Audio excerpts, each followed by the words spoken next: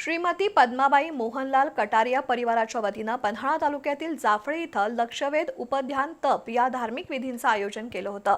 48 दिवसांच्या कालावधीत जप, तप, भगवान आराधना, यज्ञ विधी पार पडले।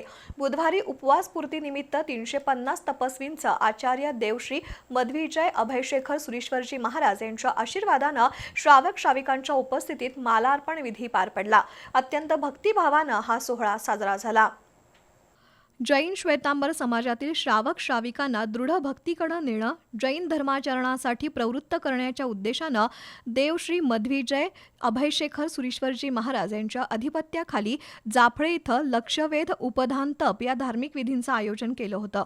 गेल्या 48 दिवसांपासून सुरू असलेल्या या धार्मिक उपक्रमात देशभरातील 350 पेक्षा अधिक श्रावक श्राविका सहभागी झाले होते।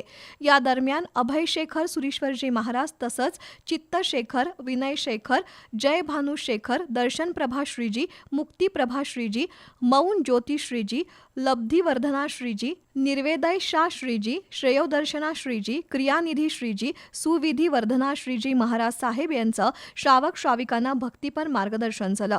या अंतर्गत 8 ते 10 जून दरम्यान अष्टोत्तरी महाअभिषेक, मेहंदी कार्यक्रम, संध्या भक्ती, तपस्वी शोभायात्रा, त्यांचा बहुमान, ऋण स्वीकार समारंभ, महाआरती असे कार्यक्रम पार पडले। दरम्यान बुधवारी 350 तपस्वींच्या 48 दिवसांच्या उपवास विधी पूर्तीनंतर जाफळे इथल्या डोंगरावर समारंभपूर्वक मोक्ष मालारोपण विधी पार पडला। या उपक्रमात हजारो श्रावक श्राविकांनी सहभागी होत आचार्य देवश्री अभय शेखर सुरीश्वरजी महाराज साहेब यांचा आशीर्वाद आणि त्यांच्या हस्ते तपस्वींना मालारोपण विधी झाला।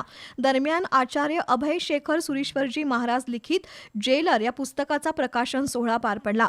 विविध भाषेत लिखित या पुस्तकाच्या 4 लाखांपेक्षा अधिक प्रती खपल्या आहेत।